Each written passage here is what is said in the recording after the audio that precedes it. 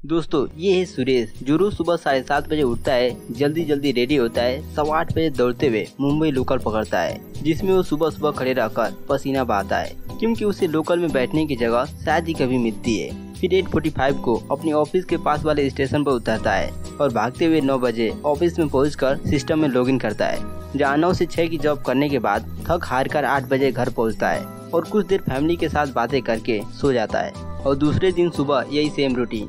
मगर इतनी मेहनत करने के बावजूद सुरेश की 80% सैलरी महीने के पहले 10 दिनों में खत्म हो जाती है और बाकी के 20 दिन वो एक एक पाई गिनते हुए अपने परिवार का गुजारा करता है। ये एक स्टैंडर्ड मिडिल क्लास है, जिसमें ना चाहते हुए भी हम सभी फंसे हुए हैं, क्योंकि जिम्मेदारियां इतनी है। और मैं ये प्राउडली कह सकता हूँ कि हम इंडियंस अपनी जिम्मेदारी से कभी मुंह नहीं मोड़ते।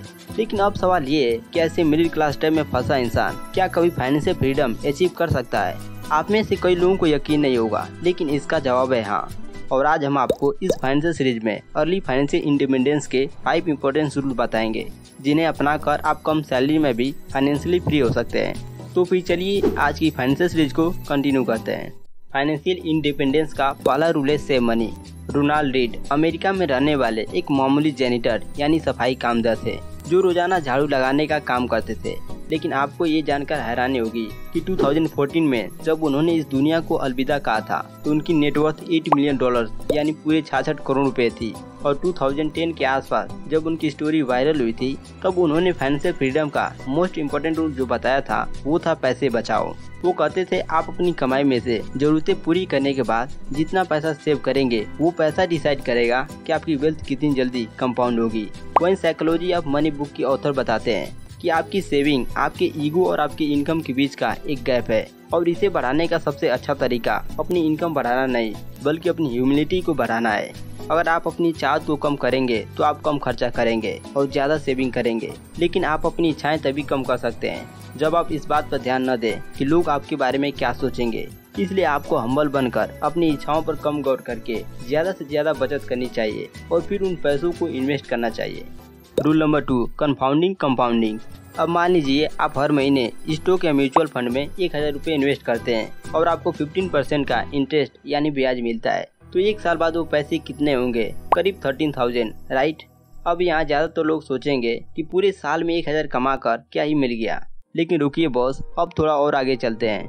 तो अगर आप 20 साल तक कंटिन्यू 1000 रुपये इन्वेस्ट करते हैं, तो 240 महीने इंटू 1000 यानी आपकी इन्वेस्टमेंट होगी 2,40,000 रुपए की।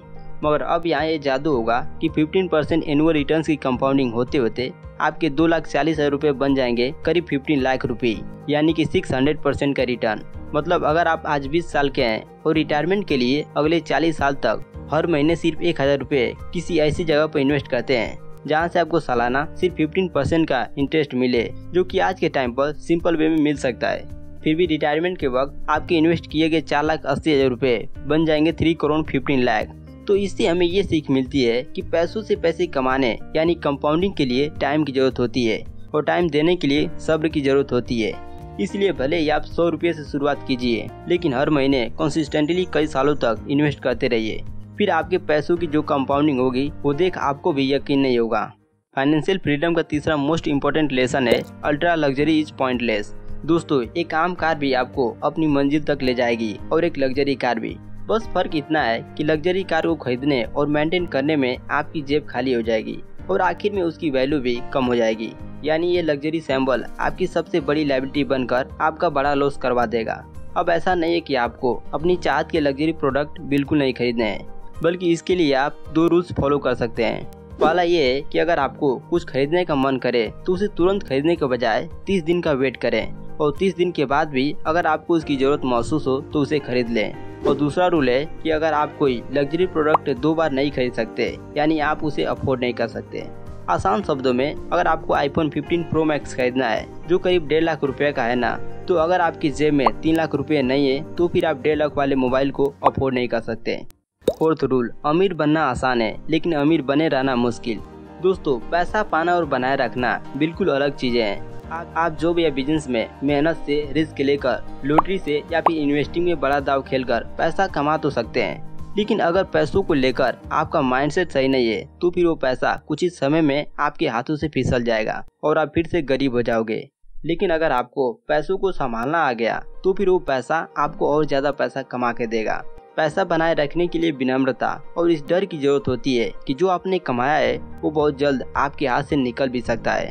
ये समझने के बाद आपको फाइनेंशियली अनब्रेकेबल होने का लक्ष्य बनाना होगा और इतना कैपेबल बनना होगा कि अगर मार्केट में उतार चढ़ाव आए तो आप उन्हें सहन करके गेम में लंबा समय तक बने रहें। 5th rule, taking right decision are important. मान लो आप महीने में 40,000 रुपये कमाते हैं। अब ना आपकी मैरिज हुई है और ना ही घर की जिम्मेदारी है, तो आपने 10,000 रुपये की EMI से 1.5 लाख वाला मोबाइल खरीद लिया, 15,000 की EMI से 8 लाख वाली गाड़ी खरीद ली। आप हर महीने 5,000 रुपये कपड़े, जूते, सनग्लासेस और अच्छा दिखने की बाकी चीजों में उड़ाते हो। वहीं 5,000 रुपये तो घूमने फिरने और गाड़ी में फ्यूल भरवाने में चले जाते हैं।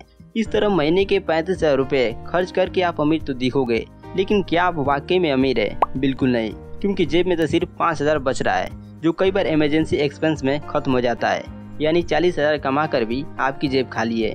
वहीं अगर आप यहाँ दूसरा रास्ता चुन रहे हो और कैश से 20 से 25,000 वाला ठीक ठाक मोबाइल खरीदते हो, आने जाने के लिए एक अच्छी कंडीशन वाला सेकेंड हैंड व्हीकल खरीद लेते हो, खुद की ख्वाहिशों पर थोड़े कम पैसे खर्च करते हो, तो आपका महीने का टोटल खर्चा 10,000 रुपये में निपट जाएगा और हर महीने आप 30,000 रुपये सेव करोगे, जिन्हें इन्वेस्ट करके आप उन पैसों से भी पैसे कमाओगे।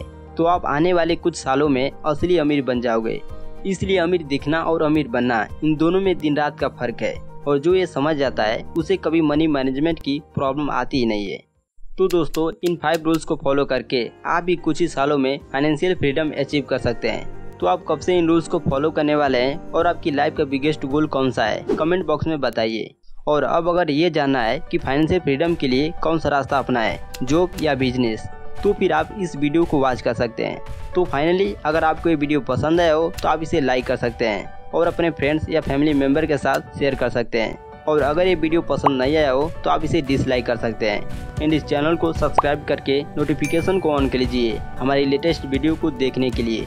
तो इसी तरह सीखते रहें, अपने स्किल को इम्प्रूव करते रहें एंड उसे इम्प्लीमेंट करते रहें। फिर आपसे मिलते हैं एक नए टॉपिक के साथ।